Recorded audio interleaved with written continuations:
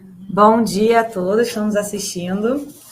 Bem-vindos à nossa live sobre os insights do evento Web Summit Rio 2025, que aconteceu semana passada. Eu sou a Luciana Montenegro, diretora de marketing aqui na MJV, e hoje eu vou ser a moderadora desse bate-papo sobre os principais destaques dos dias dessa maior feira de tecnologia do mundo, que a gente teve o privilégio de receber aqui no Rio mais um ano. E enquanto a gente começa aqui, queria saber de vocês quem foi no Web Summit, conta aqui nos comentários para a gente, de onde vocês estão nos assistindo. E se você não segue a gente no LinkedIn, aproveita agora para seguir MJV Technology and Innovation.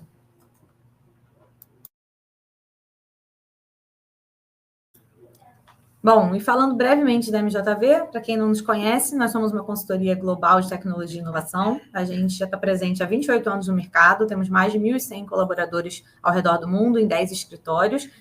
Nós começamos, fomos fundados como uma empresa de tecnologia, e ao longo do tempo nós expandimos nossa atuação também para a área de inovação, e nós fomos pioneiros em trazer a metodologia do Design Thinking para o Brasil. Então, dito isso, faz todo sentido a gente estar aqui falando de Web Summit. Está no nosso DNA, tecnologia e inovação, então faz todo sentido a gente estar falando de Web Summit, que é um evento referência nessas duas áreas no mundo. E aí, hoje, para poder falar com a gente aqui melhor sobre esses temas, eu trouxe algumas das pessoas que estiveram comigo durante o Web Summit, alguns dos MJVs maravilhosos, e para me acompanhar hoje aqui, temos Marcela Campos, gerente de inovação e experiência do usuário, Eduardo Neto, coordenador global de conteúdo, e João Schmidt, gerente sênior global de inovação. Gente, muito obrigada pela presença de vocês, sejam muito bem-vindos. Um prazer estar aqui, gente. Olá, tudo bem? Prazer. Olá, pessoal. Prazer estar aqui com vocês também. A gente espera trazer um conteúdo aqui divertido e enriquecedor sobre a feira. Grande prazer. Fala, pessoal. Estou animado para compartilhar um pouquinho do que a gente viu lá. Bom, então, antes de eu começar as perguntas aqui, só lembrando que se você quiser participar, você que está nos assistindo, quiser participar, interage com a gente usando o chat aqui do LinkedIn. Bom, e vamos lá. Bora começar, então? Beleza. Bom, para começar aqui, eu sei que particularmente foi a minha primeira experiência no Web Summit, então eu sei que foi uma semana bem cheia, eu já tinha experiência em outros grandes eventos, e foi muito, assim, eu fiquei muito positivamente impactada por um evento desse porte acontecer aqui no Rio, porque é um evento de porte internacional, assim, com várias pessoas de fora do Brasil, muitas milhares de pessoas juntas durante 4 dias. Então, eu fiquei muito feliz com isso. Mas isso também faz com que seja uma semana muito cheia, é muito difícil acompanhar tudo, você fica meio perdido sem saber se assiste todas as palestras, passa em todos os stands, vê todas as ativações, encontra com as pessoas para conversar. Então, eu sei que pode ser um pouco difícil acompanhar tudo, condensar tudo, e é por isso que a gente levou um time, né? Porque uma pessoa só tem dificuldade de acompanhar tudo ao mesmo tempo. E falando um pouco sobre o buzz do mercado mundial, tudo meio que converge nessa crescente importância da experiência do cliente, no aumento do consumo consciente e sustentável, expansão do comércio eletrônico, uso... Bom, da IA, impossível não falar de IA, né? A gente está bem falando de IA aí ininterruptamente faz uns 2 anos, e a valorização de marcas com propósito. Então, eu queria, para começar aqui, para aquecer os tamborins, saber de vocês o que mais chamou atenção no Web Summit. Quem se voltaria ou é para eu escolher aqui? Posso começar aqui falando. Cara, sem dúvidas, inteligência artificial, né? É uma revolução que está em curso, está todo mundo falando disso, está todo mundo vivenciando isso, né? O que mais me impressionou do ciclo de palestras foi que a gente teve visibilidade de que os saltos são muito rápidos, né?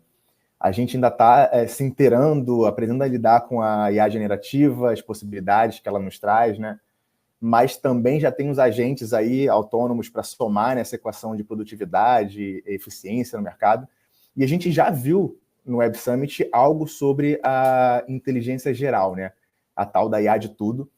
Uma coisa muito interessante que eu tirei das palestras foi que a evolução tecnológica nos próximos 10 anos vai ser maior do que foi nos últimos 200. Né? E eu acho que a gente vai, aos poucos, tendo a percepção disso, em breve, e que a gente vai participar ativamente desse processo também.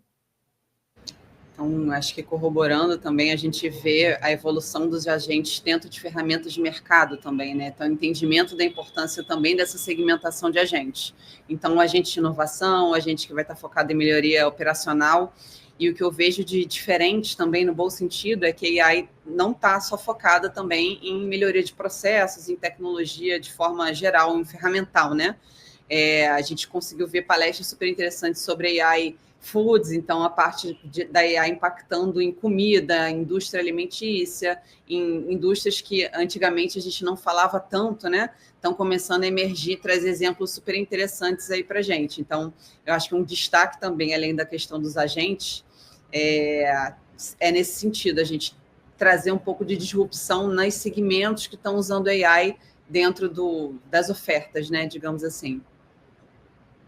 E aí, olá, gente, complementando aí o que vocês falaram também e tendo participado de vários eventos aí com a MJV também globalmente, eu acho que um ponto que me chama muita atenção é o nosso, e tem um gostinho especial também ao mesmo nível, né, acontecendo na nossa cidade, no nosso país, é o protagonismo do Brasil dentro dessas tendências, né?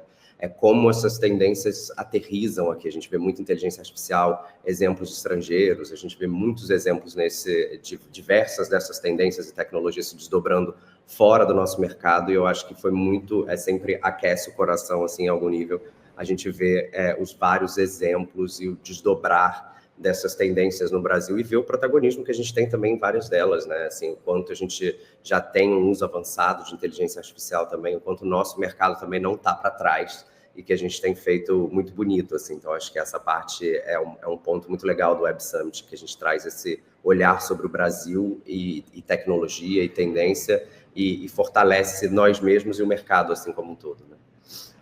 Do ponto de vista de... Fala, Marcela.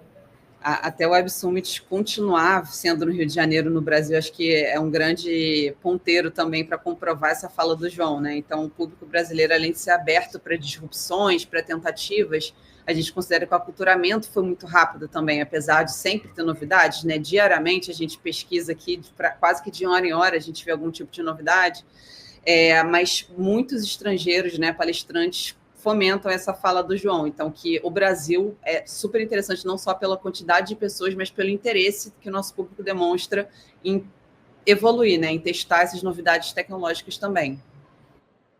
E eu ia complementar que, do ponto de vista de marketing, né, eu assisti muitas palestras de marketing por razões óbvias, a gente viu muitos exemplos, né, Edu também pode me complementar, a gente viu muitos exemplos sobre isso, sobre como que as marcas se adaptam aqui à nossa realidade no Brasil, marcas globais, mas que no Brasil tem ações que fazem sentido só aqui. Então, foi bem interessante. Mas chega de spoiler, vamos começar agora com... Isso foi só para dar uma aquecida, só para vocês ficarem um pouco mais confortáveis. Mas eu agora, para entrar numa, digamos assim, uma pergunta um pouco mais profunda, vocês falaram de tecnologia, é inevitável, né? Porque é o maior evento de tecnologia mundial. Qual a tecnologia que chamou mais a atenção de vocês durante esses dias e qual que é o impacto previsto dela? Quem quer começar? A gente falou muito na questão de moedas, né, de criptomoedas, então, como o mercado está sendo aquecido, então, apesar da cripto existir há muito tempo, né, há anos, agora está havendo um entendimento maior, tanto das pessoas quanto dos negócios e parceiros sobre o uso, né, o entendimento para fazer contratos inteligentes, o benefício de estar ali num ambiente que não está sendo traqueados, digamos assim, por algumas taxas que os bancos comuns têm. A gente fala sobre a questão dos neobanks também, então, os bancos integralmente digitais, como eles têm a capacidade de lançar disrupções muito mais rápido do que bancos tradicionais. Então, falando de tecnologia, trazendo essa conexão com finanças, a gente já tem esses destaques, segundo os palestrantes que a gente viu, de que hoje o blockchain, por exemplo, criptomoedas, apesar de não estarem sendo 100% usadas para tudo, o mercado vem tendo uma crescente muito significativa. E um exemplo legal disso é a questão dos stablecoins, né? Que até pelo nome traz um pouco da definição, que para quem não quer correr riscos, digamos assim, com o flutuamento ali dos valores das moedas, a stablecoin hoje se posiciona no mercado como uma boa alternativa, digamos assim, né? Que se propõe a ser mais segura e ter menos flutuação mesmo em questão de valores de mercado. Então, muita gente está pareando ali o valor de uma stablecoin hoje com questão de valor de dólar, etc. Então, a gente vê que a amplitude e o entendimento das pessoas e a confiança vai aumentando até por questões regulatórias, né? Então, hoje a gente não tem uma diversa série de regras que possam proteger ainda as pessoas que entram, né, em investimentos nesse tipo de tecnologia. Mas o Banco Central, por exemplo, está aí trabalhando para que essa regulamentação esteja cada vez mais avançada, né? Então, junto com esse avanço da regulamentação nessas novas tecnologias, a tendência é que a gente veja também o crescimento da confiabilidade das pessoas em fazer esse tipo de investimento. Então, hoje a gente vê pessoas mais, entre aspas, disruptivas, confiando ali os investimentos nesse tipo de tecnologia e moeda, mas futuramente a expectativa, segundo todas as palestras que a gente viu, é que comece a estar fazendo parte, de fato, da rotina das pessoas. Então, por que isso não acontece hoje ainda, apesar da cripto já existir tem alguns anos? Por falta do regulatório, por falta de um framework aí confiável, né, nesse sentido, e a parte legislativa também. Então, não tem uma definição ainda totalmente sacramentada, né, sobre o que é crime, o que não é crime, como que a gente consegue fazer se houver algum tipo de questão nesse mundo, né, de cripto. Então, segundo todas as falas que a gente trouxe lá, coletou e cruzou com os nossos estudos, é uma questão de tempo para que a cripto comece a dominar um pouco mais do mercado. Então, um exemplo muito citado sempre nas palestras é a questão de contratos inteligentes. Então, a gente conseguir, por exemplo, né, fazer um pagamento de algum item e caso esse item, por algum motivo, não seja transferido, aconteça algum tipo de problema, esse tipo de investimento ali que você pagou consiga retornar para você de maneira segura. Então, a amplitude de entendimento das pessoas, mais a regulamentação, mais novos frameworks de mercado que estão sendo estudados, esse cruzamento de todas essas informações nos fazem crer que é um futuro próximo. Então, estamos precisando apenas dessa segurança aí legislativa e regulatória, né, para conseguir, de fato, alastrar mais o uso da moeda como tecnologia no mercado brasileiro. Edu, quer complementar? Quer complementar? Eu acompanhei um pouquinho, né, dessa discussão de cripto. No Web Summit, a gente viu que Bitcoin, Ethereum e outros protocolos, né, eles deram origem a um humor de descentralização, digamos assim, no mercado financeiro, né, que os players tradicionais também surfaram nessa onda, né. E agora essas empresas de cripto, elas estão querendo integrar, né, as moedas a esse novo nosso ecossistema financeiro aberto, né, para brigar por uma fatia maior da torta com os players tradicionais, né? E o principal desafio que eu entendi das empresas de cripto é romper a barreira de usar as stablecoins, como a Marcela posicionou aí, só para proteger patrimônio da desvalorização, né, como a gente faz aqui no Brasil em relação ao real, e trazer isso para as operações diárias, né, no dia a dia da população, brigar de fato pela principalidade com os bancos tradicionais. Acho que é interessante também que tangibiliza muito o exemplo do quão campo a gente tem de criatividade, digamos assim, nessa parte de coins, são os exemplos recentes, até que The Washington Post trouxe agora, 1 hora atrás, para ser bem específica, uma reportagem trazendo sobre o Trump Coin, né? Então, a moeda aí do presidente dos Estados Unidos, e do Melania Coin, né? Da esposa dele. Então, mostra essa tendência dos investidores estarem ali comprando segundos antes dessas novas coins serem lançadas, e aí aproveitam o pico ali de compra das pessoas para revender o que eles compraram segundos antes, de fato, do lançamento oficial. Então, hoje, essa parte de coins surfa um pouco a onda também de celebridades, que a gente acredita, né, que é um novo mercado também interessante a ser pensado e explorado. Então, pessoas que não têm um conhecimento tão aprofundado, né, nessas moedas, se arriscam também quando as moedas estão atreladas a figuras famosas. Então, é interessante também que nessa reportagem do The Washington Post traz o depoimento de uma pessoa que não é necessariamente uma investidora, mas ela confiou no nome do Donald Trump ali para, de fato, fazer o primeiro investimento dela nessas coins. E aí, o que aconteceu? Qual foi a consequência? o investimento dela foi desvalorizado logo em seguida, porque ela não aproveitou o pico de vendas ali, por não ser uma investidora ali com o contexto anterior, e acabou tendo uma experiência diferente do que ela imaginava, né? Então, esse mercado aí, além de ainda ter muito a ser explorado, a gente acredita que também vai ser atrelado cada vez mais a rostos também, né? Então, um impacto interessante de tendências também eu citaria esse. Acho muito interessante, acho que toda essa parte financeira muito disruptiva, de fato, assim, uma mudança muito grande. Acho também um ponto muito legal dentro dessa parte de finanças, a gente vê, né, novamente, esse protagonismo brasileiro, a gente realmente bem evoluído nesse quesito em relação a muitos mercados globais e países de primeiro mundo. Então, acho que isso é um motivo de muito orgulho assim, para a gente é bem evoluído e o consumidor brasileiro adere muito rápido a essas novas tecnologias, essas evoluções, né? Acho que um ponto também, né, dentro do que a Luciana perguntou em relação a tecnologias que chamaram a atenção, né, e o que a gente considerou que foi mais disruptivo, assim, em algum nível, eu acho que para mim, não necessariamente disruptivo, né, mas acho que uma inovação muito interessante que chegou aqui e que eu vi muito forte em algum nível, foi toda a parte de supply chain conectado com inteligência artificial, né? Então, inteligência artificial, óbvio, a gente entende que tem esse potencial de transformação maior do que a eletricidade já teve, né? É uma força inegável, está todo mundo investindo muito para ver como ela faz sentido dentro da sua estratégia de empresa, dentro do seu negócio. Acho que elas têm, de fato, esse poder muito forte de transformação, né? A gente viu muito, né, otimização de processos, relacionamento com o consumidor, diversas formas, mas acho que uma coisa que me chamou muita atenção e que eu acho que tem um ponto em algum nível de ESG também, foram a conexão entre cadeias de suprimento e essa transparência entre elas, assim, em algum nível, né? A gente viu um exemplo da Log, de logística, com inteligência artificial e a redução de quilômetros que eles rodam, quanto eles estão se conectando a diversos outros players do mercado para ter essa cadeia de fato mais transparente, né, em algum nível, mais interconectada.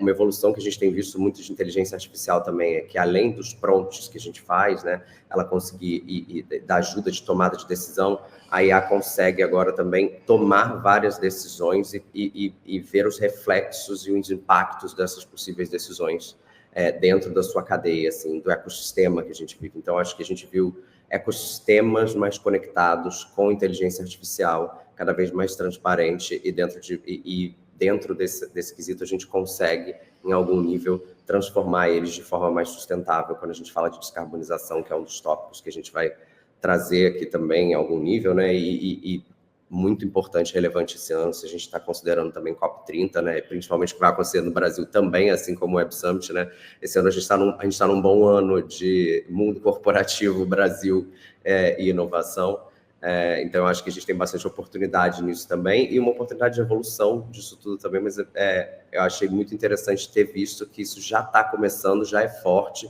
e que várias empresas estão se conectando nesses ecossistemas mais transparentes, inteligentes e com esse objetivo de descarbonização também. Então, isso foi bem legal. Aproveitando que você já mencionou descarbonização aqui, vou aproveitar esse gancho e falar um pouco mais desse assunto. O mercado já fala de descarbonização há muitos anos, não é novidade. Então, de que forma que essa pauta ainda é relevante num contexto de inovação? Eu acho que exatamente o pulo do gato vai ser exatamente esse ponto das cadeias, né? Porque eu acho que quando a gente fala de descarbonização, a gente tem os escopos 1, 2, 3, né? Que são o escopo direto, que é o 1, o escopo indireto, 2, e o escopo das cadeias completas, né? Que são os ecossistemas em si. Então, que é, na verdade, o maior problema, né? 70%, se eu não me engano, 80%, de 70% a 90% dos gases são dessa parte do terceiro escopo, que são essas cadeias indiretas, né? Então, a gente é responsável por toda a nossa cadeia e tudo aquilo que a gente produz e tudo que está dentro da nossa produção, né? Em algum nível, que participa da empresa que a gente pertence, né? Então, acho que esse ponto é um ponto muito forte, que vai ser muito falado na COP30, né? A gente está fazendo aí também esse ano, né? Conectando tudo. A gente faz 10 anos do Acordo de Paris também esse ano, e a gente não chegou no que a gente queria, né? De manter até 2 graus de aquecimento global, com o objetivo de chegar a 1,5, né? Então, acho que esse ponto é muito, muito interessante. O Brasil está fazendo algumas movimentações e com a COP30 eu acho que, novamente, puxando o nosso... Estou muito patriota hoje, protagonista. Mas puxando o nosso protagonismo, que a COP30 vai ser aqui, a gente já está fazendo toda essa parte de inovação. Vai acontecer na Amazônia, né, que também tem um ponto muito forte para a gente tem toda essa biodiversidade aí. E então, eu acho que a gente pode trazer inteligência artificial, que é algo que muitas vezes, né, a gente questiona em relação ao valor versus sustentabilidade. Eu acho que a gente pode puxar ela para uma ajuda em sustentabilidade, criar esses ecossistemas de empresas conectadas que tragam essa transparência de toda a produção, né, de toda a cadeia, e que a gente consiga ter um impacto positivo e que a gente consiga protagonizar esse impacto positivo também, tanto no Web Summit quanto na COP30, que está chegando aí em breve. Perfeito. Bom, vou mudar aqui um pouquinho o tema. Agora, puxando um pouco a sardinha para o meu lado, a gente precisa falar um pouquinho de marketing. Queria saber... aí eu vou começar essa pergunta para o Edu, né, que trabalha comigo. Então, a gente vai conversar aqui um pouquinho sobre marketing. Quais são as principais tendências que vocês viram relacionadas a marketing? Mas, Edu, primeiro você. Gostaria que respondesse isso. O que mais chamou a atenção de todas as palestras que a gente assistiu? Algumas assistimos juntos ou não? O que você mais achou interessante? Então, são algumas tendências. A primeira coisa é que há uma fragmentação de canais de tráfego orgânico, né? Muitas empresas aí têm notado uma queda relevante no tráfego do último ano para cá, né? E isso ocorre por causa de uma mudança no comportamento de busca, né? Parte do que era feito no Google agora está indo para ChatGPT, Gemini, DeepSeek, entre outros, né? E, inclusive, já tem relatos de e-commerces que estão pilotando o checkout de produto ali dentro. E isso vai inaugurar toda uma nova disciplina dentro do marketing, né? Então, isso me chamou muita atenção. Vale lembrar que o TikTok aí também tem parte nessa fragmentação, né? E aí entra uma mudança geracional de consumo de conteúdo no digital, né? Gerações mais novas naturalmente pesquisam mais via rede social do que pelo Google, né? E tem uma outra tendência que a gente já pincelou aqui com a Marcela, falando da figura atrelada à coin, né? Marketing de influência. As campanhas de cocriação, a gente viu no Web Summit que as campanhas de cocriação com influenciadores, elas já são majoritárias no mercado B2C, né? Isso acontece porque os consumidores veem as opiniões deles refletidas no discurso, né, da marca, e esse conteúdo que surge daí tem um peso muito significativo na decisão de compra desse cliente, né? Acho que esses foram os pontos principais que eu notei de marketing. E um case bem legal, né, falando de creators, a gente viu palestras falando sobre grandes figuras ali de streaming de game, né, entrando aí cada vez mais nessa parte de venda, digamos assim. E uma palestra bem interessante foi a da Thaís Araújo com, se não me engano, um diretor da L'Oréal, que trouxe um case bem interessante sobre a falta de investimento no Brasil, apesar de 56% da população se declarar negra, as marcas não têm tanto investimento em produtos para o segmento de pele negra, né? E o depoimento da Thaís foi muito legal, juntamente com essa iniciativa da L'Oréal, que foi investir em creators ali, que não fossem brancos, né, para que de fato atraísse o público e tivesse o potencial de ser criados novos produtos e novos serviços para essa taxa da população. Então, eu achei bem interessante esse investimento, e uma taxa legal é que 70% desses creators que eles investiram trouxeram um grande retorno e foram contratados pela L'Oréal posteriormente. Então, acho que essa citação e essa palestra são extremamente importantes e interessantes para a gente pensar e repensar se as nossas empresas, marcas, produtos e serviços estão atendendo a esses 56% da população. Eu acho isso muito, muito interessante, complementando aí, e aí gostaria de complementar os dois, porque acho que vocês trouxeram muitos pontos muito interessantes. Mas vou começar pela Marcela. Acho que você trouxe esse ponto, né, de inclusividade aí. Acho que a gente está vendo globalmente esse movimento, né, de muitas empresas fechando as suas áreas de diversidade, inclusividade, né? E ao mesmo tempo, em contrapartida, um movimento muito forte de todas as empresas que estão reforçando isso, né? as empresas que fecham e as empresas que querem reforçar isso de uma forma cada vez mais potente, né, de uma certa forma. E acho que complementando essa palestra da Thais Araújo, a gente também assistiu, e acho que a Luciana esteve comigo nessa, a gente assistiu uma no início do ano na NRF em Nova York, que foi da Pattern, que também é voltada para o público negro, e eu vi um ponto muito interessante, né, que no geral a gente faz muitos produtos de beauty, por exemplo, para cabelos lisos e etc. E ela fez um comentário muito interessante, que era 79% da população global tem cabelos texturizados. Então, essa população não é para estar segmentada, não é um segmento, é uma maioria, na verdade, né? Então, acho que isso foi muito... Tem que deixar, de fato, de ser algo deixado de lado para ter um protagonismo bem maior. E aí, complementando isso que vocês trouxeram em relação a redes sociais e que o Edu trouxe muito, muito bem aqui também, acho que esse foi um ponto que me chamou muita atenção, né? Acho que constantemente o marketing, e a gente vê muita coisa do gênero se questionando sobre o papel dos influenciadores, né? Acabaram os influenciadores, é um questionamento eterno, né? O papel deles, etc. E a gente tem visto cada vez mais forte o papel dessas pessoas, né? Porque a gente entende que as marcas não conseguem ser pessoas, né? O CNPJ não consegue ser CPF, se comunicar de uma forma CPF, sempre de um jeito um pouco mais duro, né?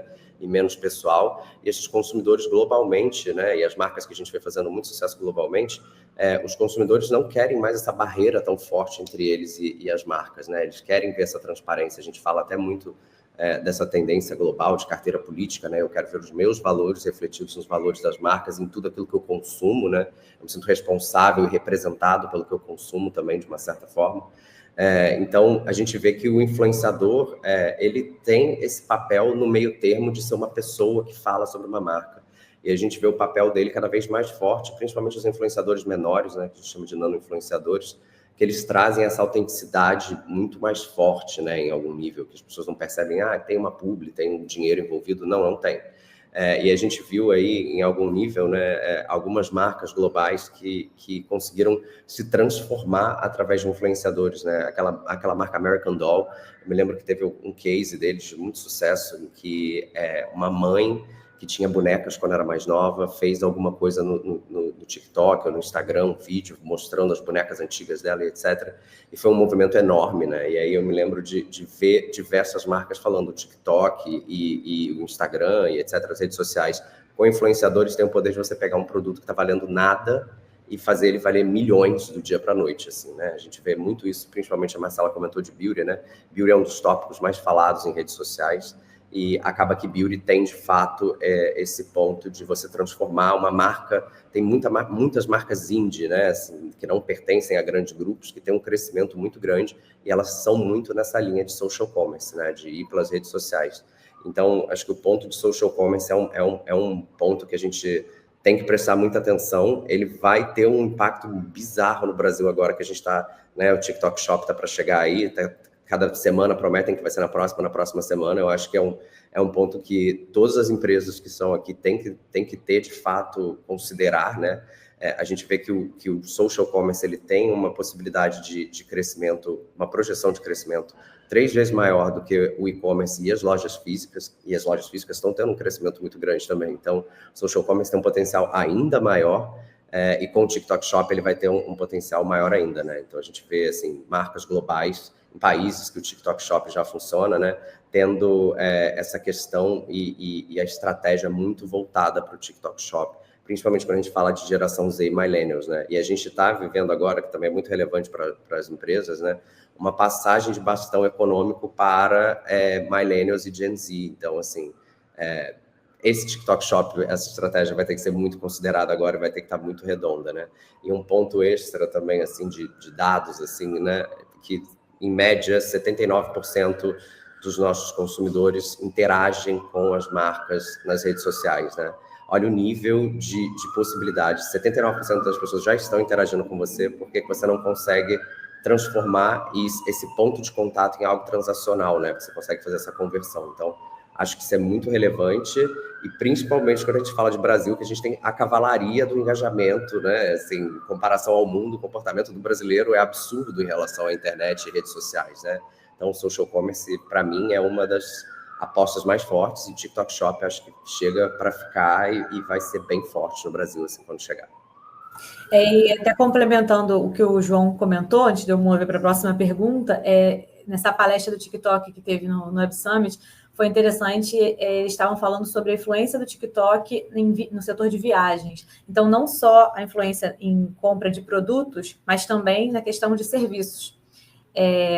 Como que hoje o planejar viagem com o TikTok mudou completamente, porque as gerações mais novas tendem a buscar no TikTok o que fazer no destino em que ela quer visitar. Então, isso também abre uma possibilidade enorme para não só os governos dos próprios locais para promoverem em diferentes locais, mas também para os comércios, os hotéis e tudo mais dos locais se divulgarem nesse meio, né? Edu, quer complementar antes de eu mover? Bem rapidinho. Isso que o João falou do TikTok, uma coisa que eu vi também foi a questão da atenção, né?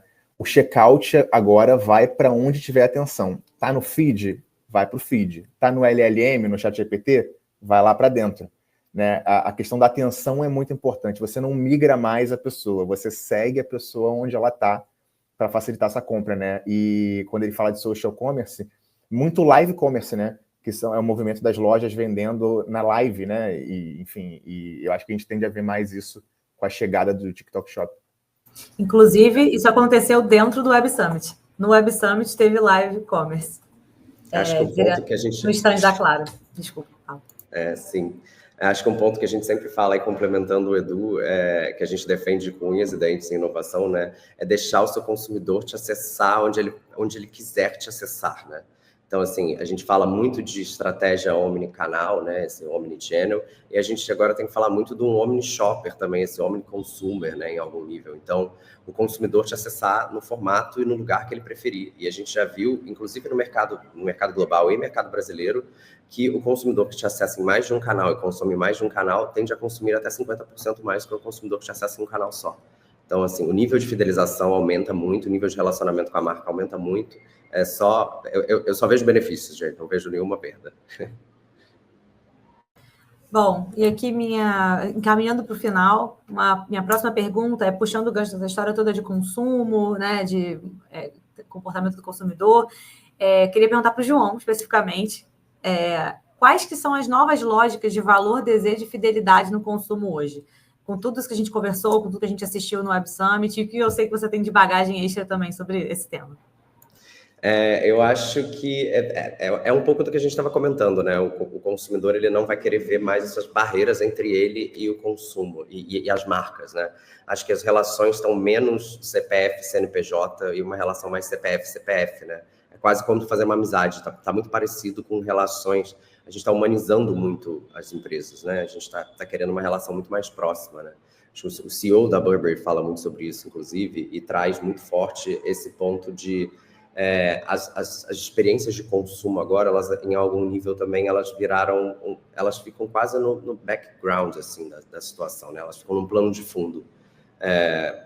Ela tem toda uma relação com a empresa que você tem, e a compra, ela realmente é um plano de fundo que fica não tão presente, assim. Muitas das relações a gente tem até visto muito forte, né? Que muitas dessas experiências de loja física novas, a loja física ganhou um novo papel, né? Ela virou um destino em si só, ela virou um hub de experiências, etc.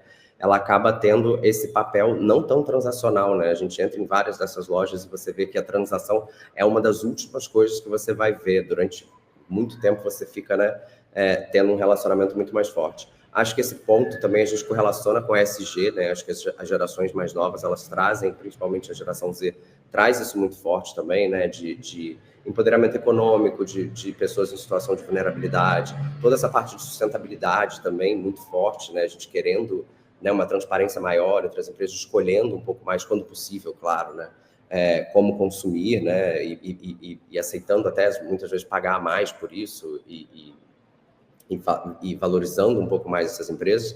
E eu acho que um ponto muito forte também que a gente vai ver agora, que é um dos pontos que sempre me chama muita atenção nesses eventos, está ficando cada vez mais forte, é o ponto em relação à diversão, né? Eu acho que isso é um ponto crucial, assim, que a gente tem visto em todos os eventos que a gente vai globalmente. Eu achei até muito interessante que foi falado e me chamou muita atenção nesse evento agora, que a gente fala muito de inteligência artificial e a gente falou dessa vez de Kids Intelligence, né? Aqui no Web Summit Rio, que eu achei muito interessante, que a gente pensar como uma criança para trazer um pouco de leveza, né? Então, dentro da situação global que a gente vive, né, e é impossível não falar de policrise, e dentro de policrise, né, guerra, situações diversas crises simultâneas acontecendo ao mesmo tempo, né, concomitantes, assim, a algum nível, né, crise financeira, etc., polarização política. Eu acho que a gente está com muitos sentimentos negativos associados há muitos anos.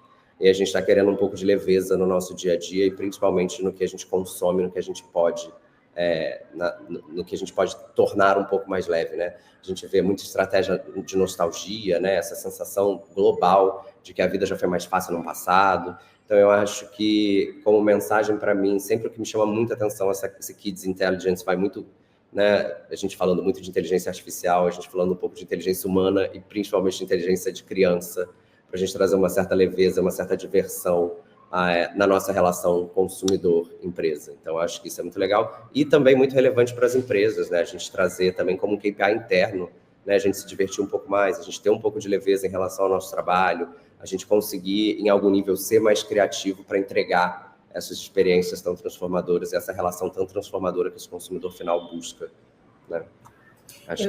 Eu pensei justamente sobre nostalgia quando você estava falando, porque esse é um tema que a gente já viu em vários eventos de inovação ao longo desse ano, e eu acho que é um tema que a gente vê na prática também. Eu estava outro dia numa livraria e eu achei muito curioso, porque tinha no caixa, vendia um Atari, um outro videogame que eu não sei se é antigo, e uma fofolete.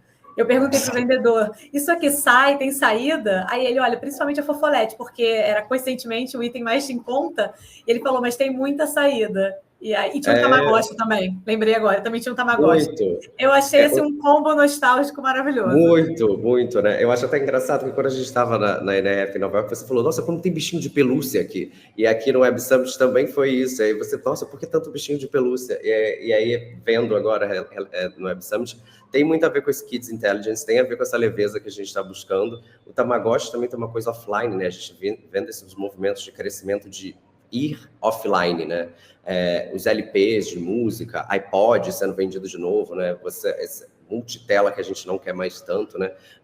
Enquanto a gente tem esse pêndulo, né? Quanto mais tela. A gente está vendo agora retail media, né? Que é uma tela nos novos lugares, etc. Ao mesmo tempo, as pessoas também têm um movimento muito forte de não quero mais tela, quero me desligar aqui, fazer algo manual, fazer algo que realmente me deixe desconectado em algum nível. E acho que essa brincadeira tem muito a ver com essa leveza, né? Em moda também a gente vê muito isso, né? Se você vê aqueles penduricalhos, ursinhos de pelúcia em bolsa e etc., tem uma certa leveza e uma certa infantilidade de um ponto positivo, né? A gente não levar mais infantilidade como algo negativo e a gente trazer um pouco dessa leveza para o nosso dia a dia também. Acho que isso que o consumidor busca. Isso levanta até um questionamento de como é que a gente vai conseguir equilibrar o desejo das pessoas de se desconectarem com a IA em tudo, né? Isso é uma questão... Pergunta de milhões. Pois é, e falando de IA, a gente está chegando ao fim aqui da live, eu queria finalizar aqui com um questionamento para vocês, que, na opinião de vocês, qual que é a mensagem central sobre o futuro da IA, dado também o que foi falado no Web Summit?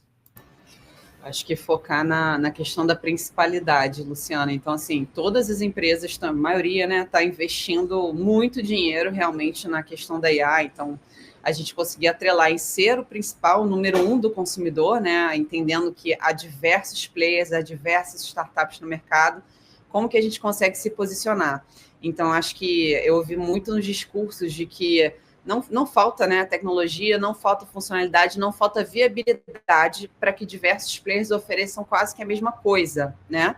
Mas a grande diferenciação é a gente poder atrelar um pouco desse investimento da AI no pós-venda também, né? Então, na experiência ali do consumidor para virar esse número 1, né? Então, até algumas palestras que eu vi traziam um exemplo até de banco, né? Principalmente bancarização. Muitos brasileiros tem mais que um banco no celular. Então, tem o banco X e o banco Y, e dependendo do que ele queira fazer, né, ele permanece em um ou outro. Então, como o investimento é grande, a vontade de oferecer produtos diversos, né, é muito grande, dependente de segmento, eu diria, eu acho que quem não vai deixar a bola cair é quem também investir cada vez mais na questão da experiência. Então, a tecnologia está aí para todos, as possibilidades e viabilidades também, só que quem vai sair na frente é quem, de fato, conseguir oferecer isso de ponta a ponta com uma boa jornada para o consumidor. Fala aí, Edu, perdão. Vou ou você vai? Pode ir. Não, eu vou até brincar que vocês falaram, eu não acho nem que é pergunta ou resposta de milhões, é de bilhões ou até trilhões, né? O que eu acho é que a IA vai moldar a nossa realidade, né? Já está acontecendo em certo ponto. Acho que a gente caminha passos largos para um mundo que vai ser AI first, né? Para alguns vai ser um assistente, para outros vai ser meio que um oráculo mesmo. Mas o que eu estou vislumbrando no horizonte relativamente próximo é que a gente começar a discutir cada vez mais a AGI, né? Que é a IA que, de fato, vai superar a inteligência humana, né? Eu vi uma frase no Web Summit que diz que não é que a IA está vindo aí, ela está se tornando. Ela já está aqui no estágio anterior, né? E todos nós somos parte desse código-fonte dela. Se eu pudesse dar um recado final muito rápido, seria aprenda e use a seu favor, né? Sem esquecer que você, a coisa humana, seu repertório é o que vai ser o diferencial, pelo menos por enquanto, né?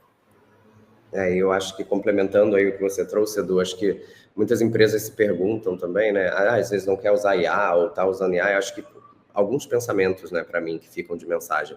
Acho que IA sempre associada à estratégia da sua empresa, assim como qualquer tendência tecnológica ou não, né? Ela tem que fazer sentido para a sua empresa, para o seu consumidor, para você e para o todo, né? Não a tecnologia pela tecnologia em si. E acho que duas lentes assim que eu gosto de trazer também. Acho que as empresas que estão investindo em IA, né, estão experimentando dentro da estratégia delas e devem fazer isso mesmo, né? Descobrir novos usos, novas potências de inteligência artificial. E eu acho que um recado também que fica para nós como funcionários e consumidores e pessoas, assim, CPF, né?